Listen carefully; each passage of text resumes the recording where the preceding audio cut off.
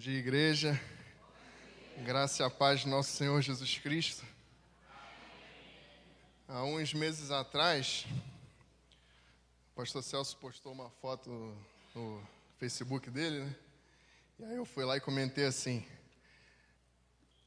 esse é o meu pastor e nada me faltará. Aí ele foi e me respondeu e falou assim: tá ferrado.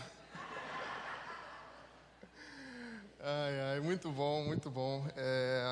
Só queria aproveitar, né? O tempo é propício, não à toa dia dos pastores, então agradecer publicamente por tudo que o Senhor tem feito por mim, né, pela minha família. O Senhor tem sido verdadeiramente um pai, mesmo. Acompanhado, conduzido, e eu sou muito grato a Deus pelo privilégio de ter uma pessoa tão boa, tão capaz, tão capacitada para poder estar me ajudando nesses primeiros passos, né?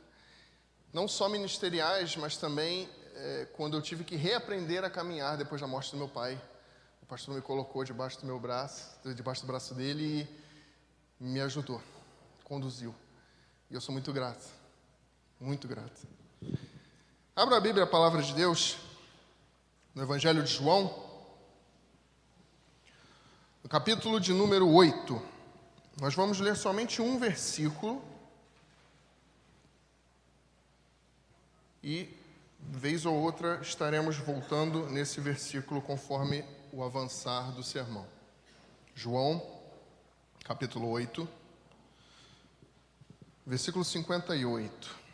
Nós estamos no mês de junho, mês proposto para nós refletirmos acerca da seguinte pergunta: quem é Jesus? Quem é este homem?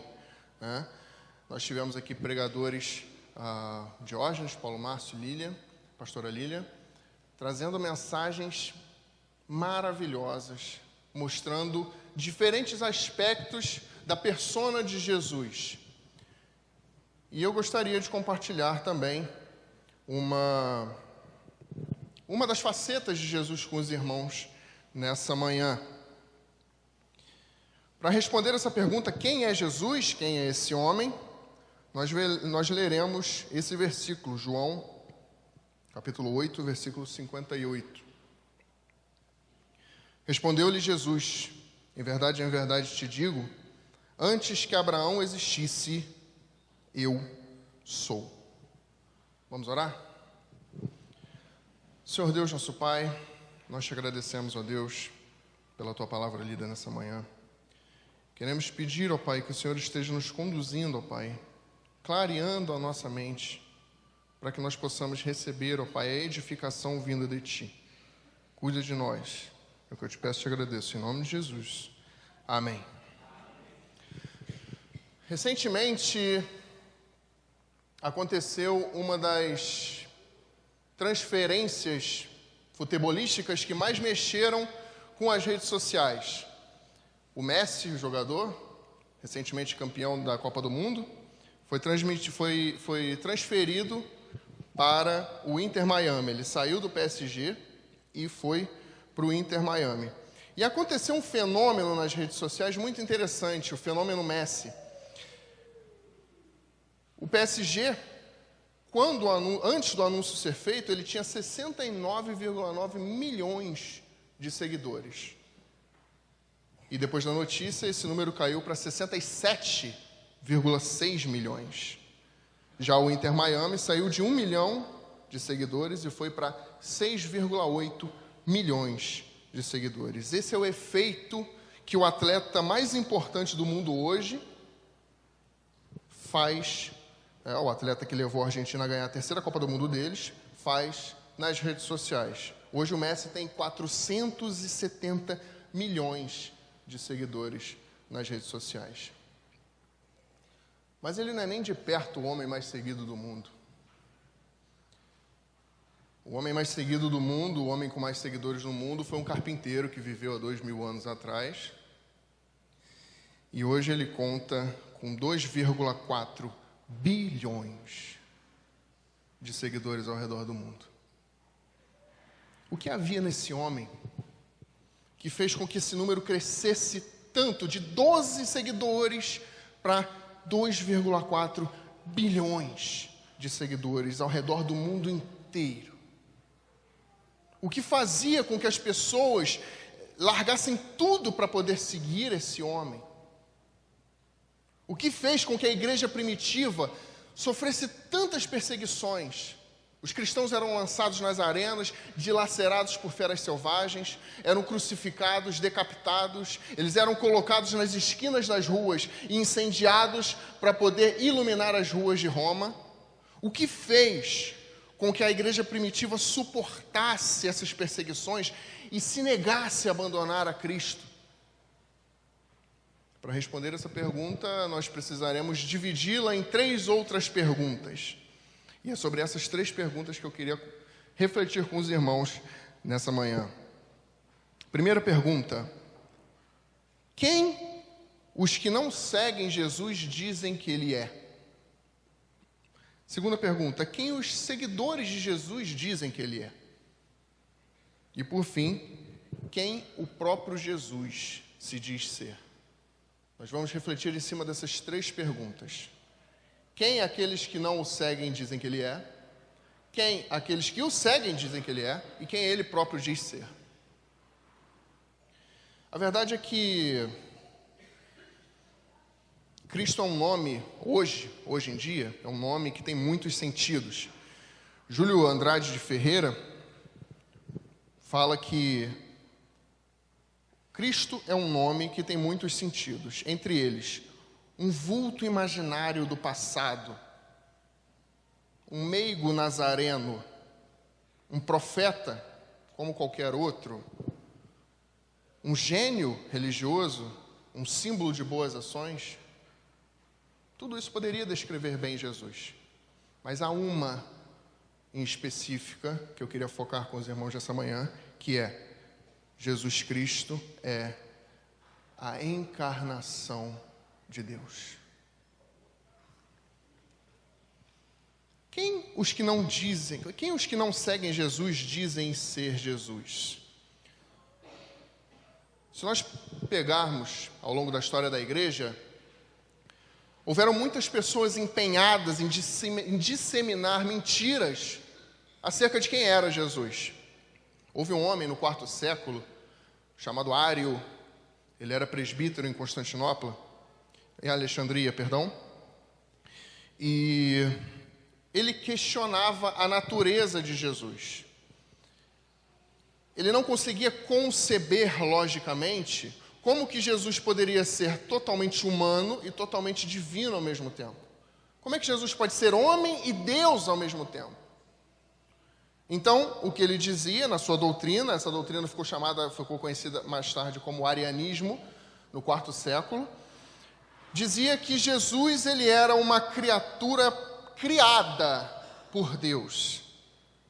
Portanto, se ele era criado por Deus, ele era inferior a Deus. Ele não era da mesma essência que Deus. Então, houve o concílio de Nicéia para que essa questão fosse debatida entre os bispos da época. Afinal de contas, Jesus, ele é Deus?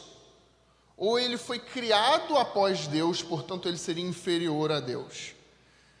E, mais tarde, depois do concílio de Nicéia, essa doutrina de Ário, o arianismo, foi considerada uma heresia.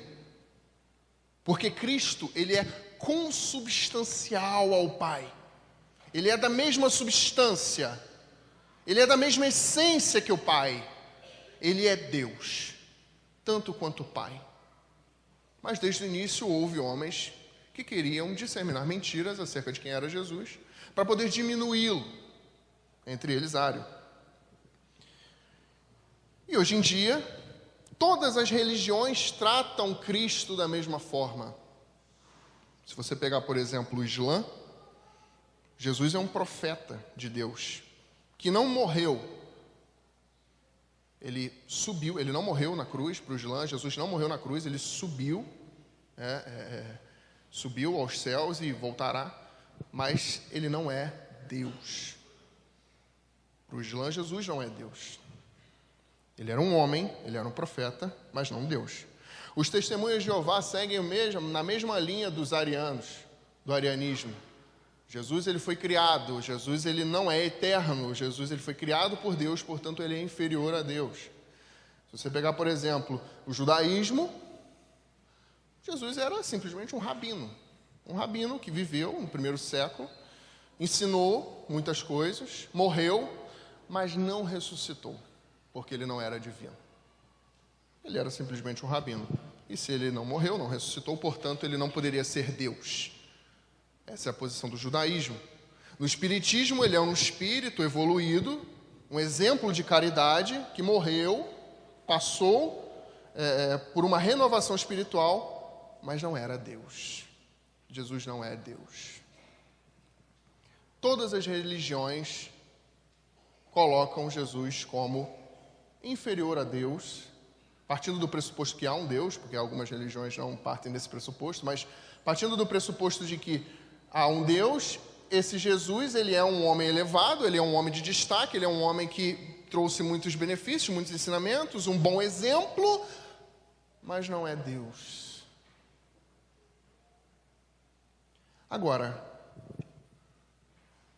essa definição é a definição dos que não seguem Jesus.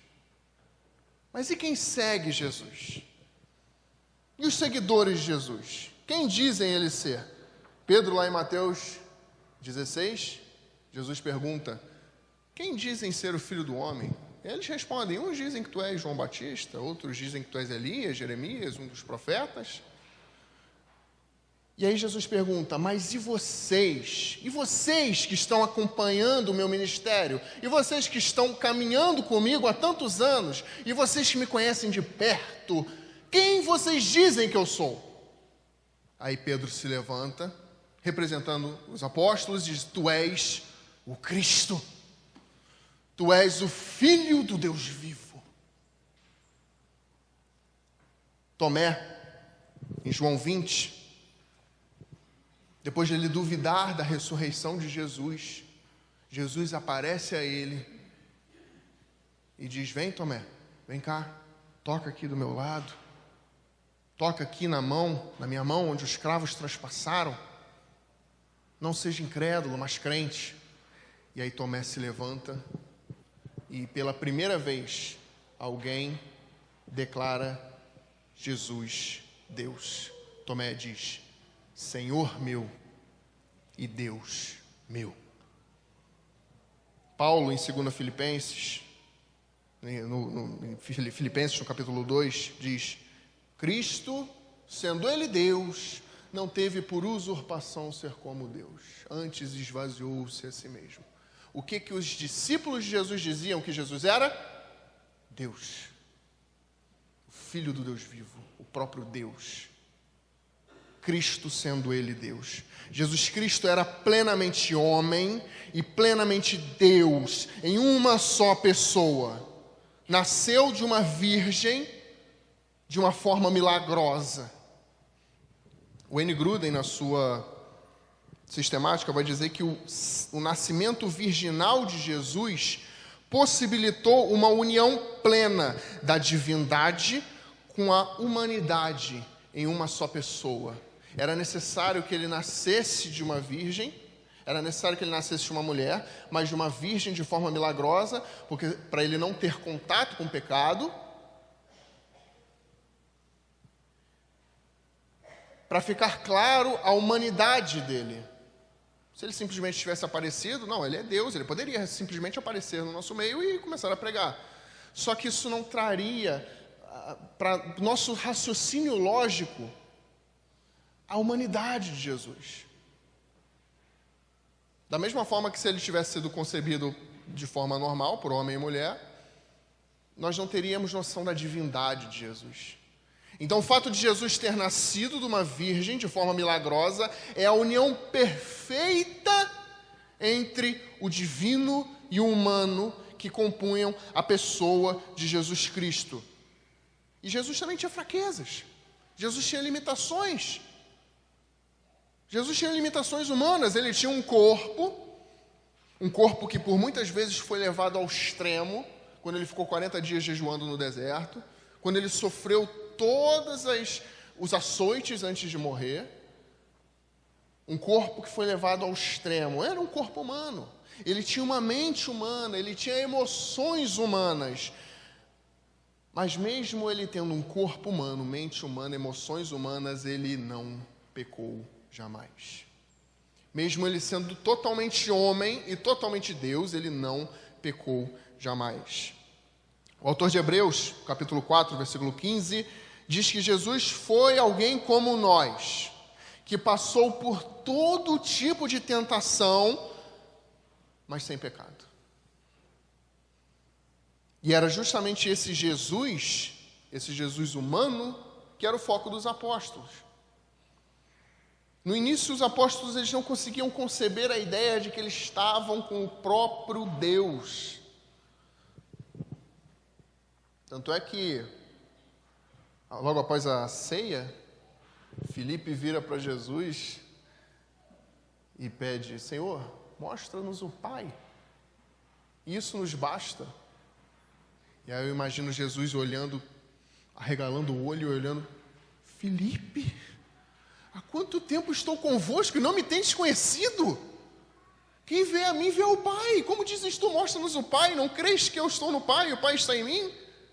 Creia, pelo menos por causa das mesmas obras. Eu estou no Pai e o Pai está em mim. Jesus e Deus são um com o Pai. Mas era difícil para eles entenderem. O foco dos apóstolos era um Messias terreno. Eles queriam alguém que livrasse eles de Roma. Eles queriam alguém que restaurasse o trono de Davi. Era isso que o Messias iria fazer. Esse era o foco deles. E aí, quando Jesus morre, eles não entendem mais nada. O problema é que eles tinham as próprias expectativas acerca de quem era Jesus. Mas Jesus não tinha compromisso com as expectativas deles. Jesus só tem compromisso com o Pai. Quem eles queriam que Jesus fosse, não importa. O que importa é quem Jesus é. Jesus não tinha compromisso com as expectativas deles. Da mesma forma que ele não tem compromisso com as nossas expectativas hoje em dia. O que você vai ver mais por aí são igrejas que distorcem a mensagem do Evangelho, apresentando um Jesus que não é o Jesus bíblico, trazendo elementos para o culto que não são elementos cristocêntricos, fazendo Jesus prometer coisas que ele não prometeu nas Escrituras. Então você vai ver igrejas que pregam a prosperidade financeira. Jesus não prometeu prosperidade financeira. Estabilidade emocional, a teologia do coach, Jesus não prometeu isso. O que Jesus prometeu? Vocês vão ser perseguidos por causa do meu nome.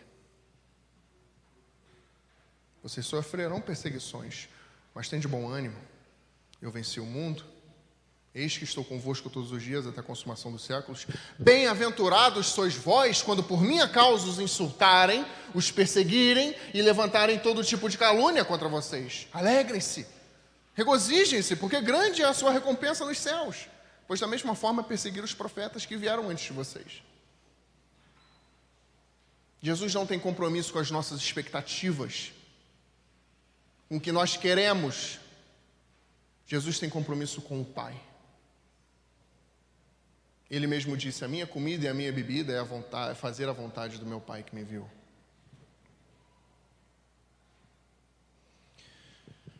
A verdade é que Cristo deixou de ser servido nas igrejas. Ele não é mais o centro das igrejas.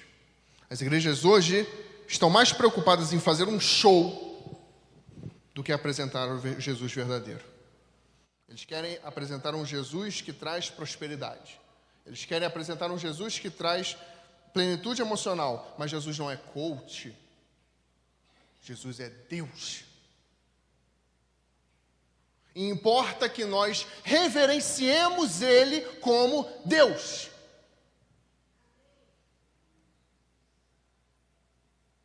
Jesus não é um amiguinho que a gente pode se achegar a Ele quando achar que deve, um gênio da lâmpada que a gente esfrega a lâmpada e faz os nossos pedidos. Não.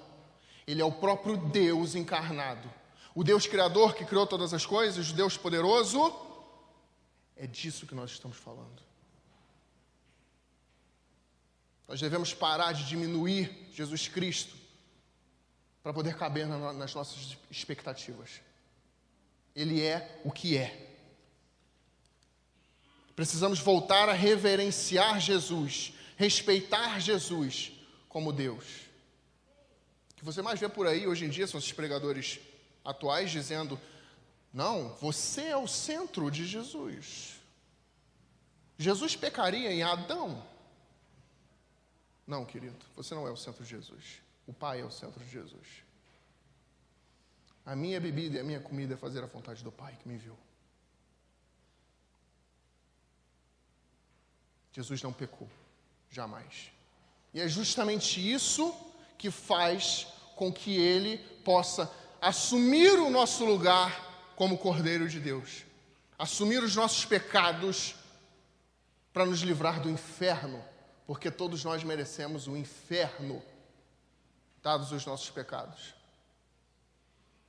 Mas Cristo, em sua infinita misericórdia, em seu infinito amor, se entregou por todos nós. Mesmo Ele não tendo pecado, sofreu uma morte injusta, para que hoje nós pudéssemos ter vida, e vida eterna.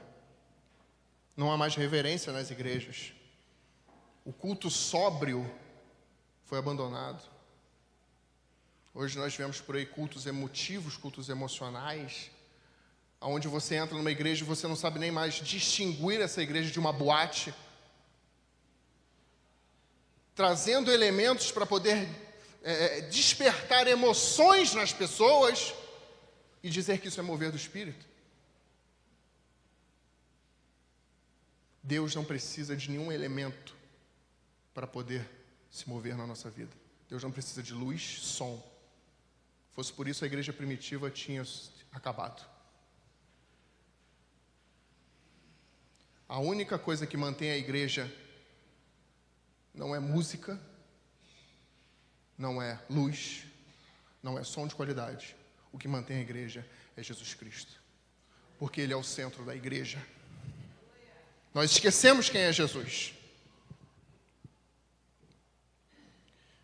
Os discípulos não permaneceram com Jesus por Ele ser um homem sábio.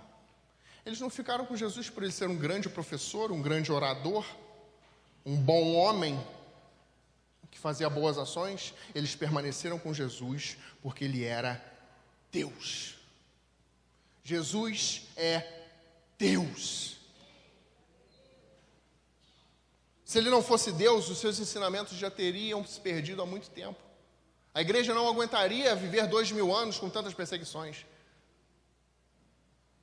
Tudo seria esquecido. Da mesma forma que os outros falsos messias na época de Jesus apareciam, Ele também seria esquecido, ele só seria mais um.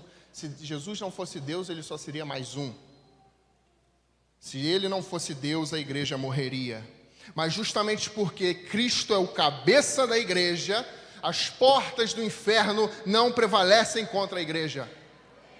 Porque Cristo é o cabeça da igreja. Lutero lutou contra isso.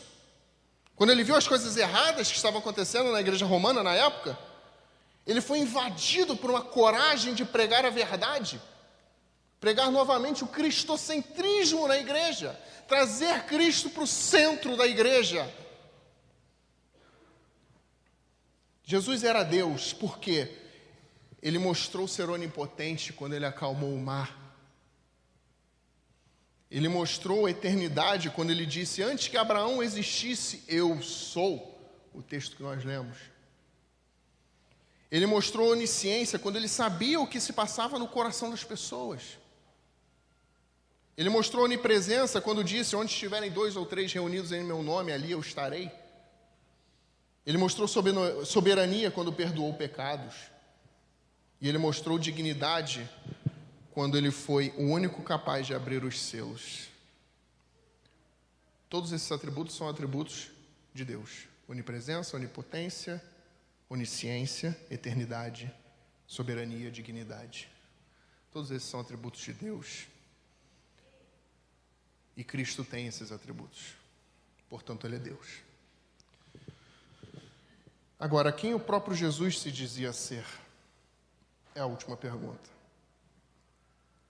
Existem duas palavras no Novo Testamento para poder se referir a Deus. A primeira é Theos. Theos, Deus, normalmente é traduzido como Deus, o grego. E a segunda é Kyrios, Senhor, normalmente é traduzida como Senhor. As duas palavras, tanto Theos quanto Kyrios, são usadas para reverenciar Jesus. Quando Moisés se encontra com Deus na sarça ardente, e Deus se revela, Moisés pergunta, qual é o seu nome? Em nome de quem eu devo ir libertar o povo? E aí Deus responde, diga que eu sou te enviou. O eu sou. No hebraico esse nome se escreve com 4 letrinhas. Yod, Re, Vav, Re. Yavé. Quando nós colocamos as vogais. E na tradução do grego, na Septuaginta, Yavé é traduzido por Kyrios, Senhor. A mesma palavra usada para falar de Jesus Cristo no Novo Testamento. Por isso, por Jesus ser Deus, Ele se declara como o eu sou. Eu sou o pão da vida. Eu sou a luz do mundo. Eu sou a porta das ovelhas. Eu sou o bom pastor.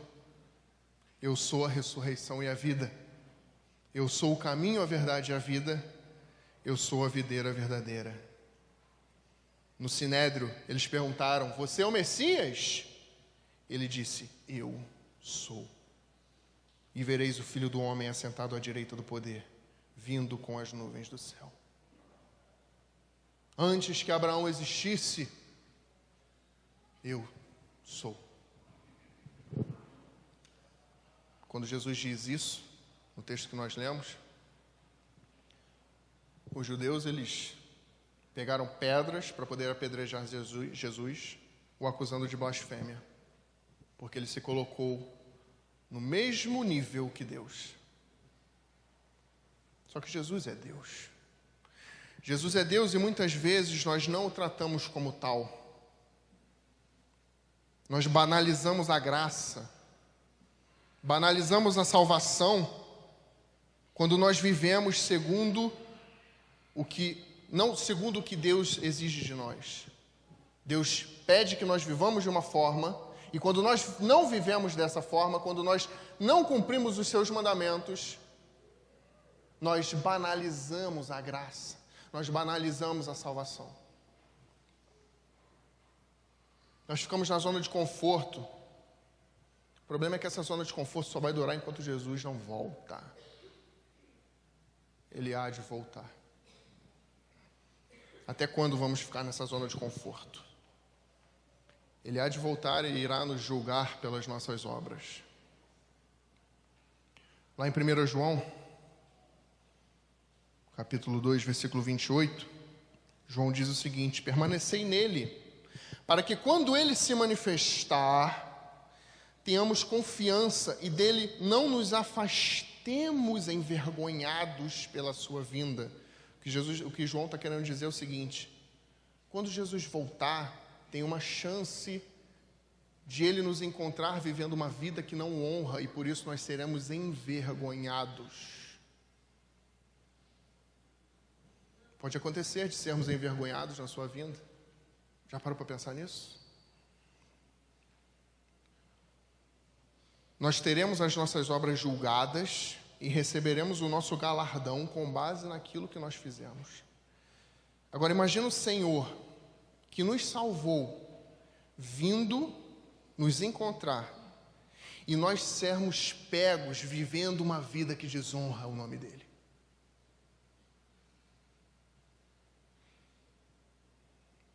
É algo constrangedor, é algo vergonhoso. Paulo fala lá em 2 Coríntios, capítulo 5, versículo 10 em diante. ele diz, não, só o versículo 10, porque importa que todos nós compareçamos perante o tribunal de Cristo, para que cada um receba o bem ou o mal que tiver sido feito no corpo. Todos nós iremos comparecer no tribunal de Cristo e prestaremos contas de tudo aquilo que fizemos. E nós receberemos bem ou mal segundo aquilo que nós realizamos. Será extremamente vergonhoso para nós nos sentirmos constrangidos naquele dia, porque nós fomos pegos despreparados, vivendo vidas que desonram o nome do Senhor. E nós não vamos receber o nosso galardão. A salvação está garantida, claro, a salvação não vem por obras, a salvação vem pela fé em Cristo Jesus. Mas Paulo diz, lá em 1 Coríntios 3, que esses que vivem vidas praticando o mal serão salvos, mas como aqueles que escapam por um incêndio, ou seja, na correria, sem levar nada. Lá em 1 Coríntios 3,10, ele diz o seguinte, 10 em diante: segundo a graça de Deus que me foi dada, lancei o fundamento como prudente construtor, e outro edifica sobre ele. Porém, cada um veja como edifica. Ninguém pode lançar outro fundamento, além do que já está posto, Cristo Jesus. Contudo, se alguém edifica sobre o fundamento, é ouro, prata, pedras preciosas, madeiro, feno e palha, manifestará e se tornará a obra de cada um, pois o dia demonstrará, porque está sendo revelada pelo fogo, e seja qual a obra de cada fogo aprovará. Se permanecer na obra de alguém sobre o qual o fundamento edificou, este será galardão. Se a obra de alguém queimar, sofrerá ele dano. Este mesmo será salvo todavia, mas como que através do fogo. O que ele está falando aqui? Existe um firmamento, que é Cristo Jesus. O que você constrói em cima desse fundamento é o que vai definir como será o futuro, como será a eternidade. É como se ele estivesse lançando tijolos. Você tem uma oportunidade de fazer o bem. Você tem uma oportunidade de realizar a vontade do Senhor, cumprir os seus mandamentos. Ele te joga um tijolo de ouro. E aí você coloca esse tijolo no fundamento. Você tem a oportunidade de vir à igreja, ele lança um tijolo de prata. Você tem a oportunidade de colocar no fundamento. E com isso você vai construindo o seu edifício. Mas aí o mundo lança um tijolo de feno. Eu vou deixar de ir na igreja para poder assistir o jogo. Eu vou deixar de ir na reunião de oração para poder ir lá no show. São tijolos de palha, tijolos de madeira que o mundo lança. Se você pega esse tijolo e você coloca no fundamento, você vai elevar o seu edifício da mesma forma.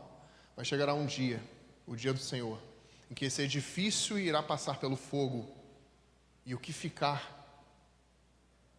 será o seu galardão. Será que você tem construído mais com tijolos de ouro, prata e pedras preciosas, ou palha, feno e madeira?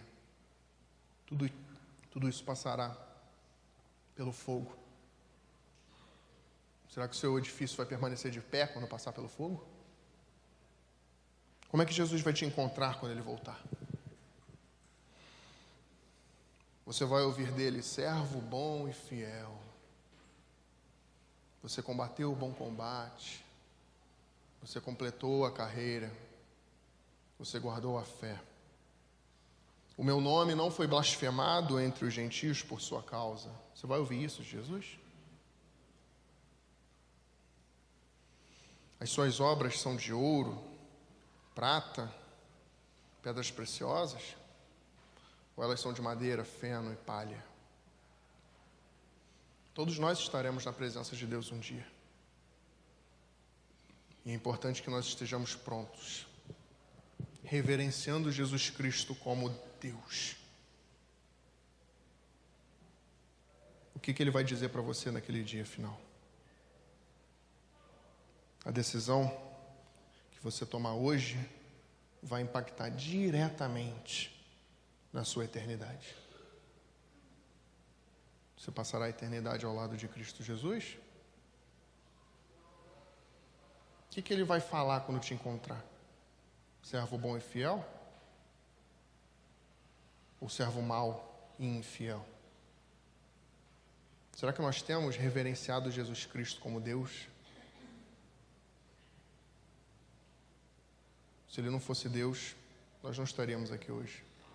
A igreja já teria sucumbido. Curve sua cabeça. Feche seus olhos. Fale com Jesus.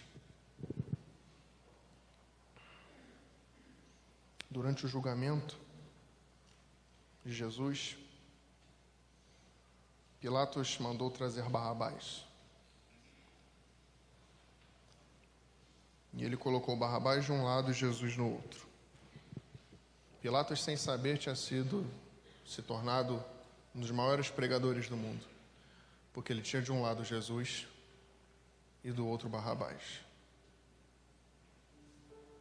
E ele perguntava para a multidão: o que farei de Jesus o Cristo? E eles diziam: crucificam. Vocês querem Barrabás ou vocês querem Jesus? Barrabás era o caminho largo, o caminho do pecado, o caminho fácil. Jesus é o caminho estreito, é o caminho difícil, mas o caminho largo conduz à morte, e o caminho estreito conduz à salvação, conduz à vida. Que farei de Jesus o Cristo? É a pergunta que eu te faço nessa manhã. O que você fará de Jesus o Cristo? Você vai escolher o caminho de Barrabás, o caminho largo, ou o caminho estreito, o caminho de Jesus, o caminho que conduz à vida? A vida não para. Constantemente tijolos são lançados para que nós edifiquemos o nosso prédio, a nossa edificação. É necessário que esse prédio seja passado pelo fogo. Seu prédio vai se manter de pé?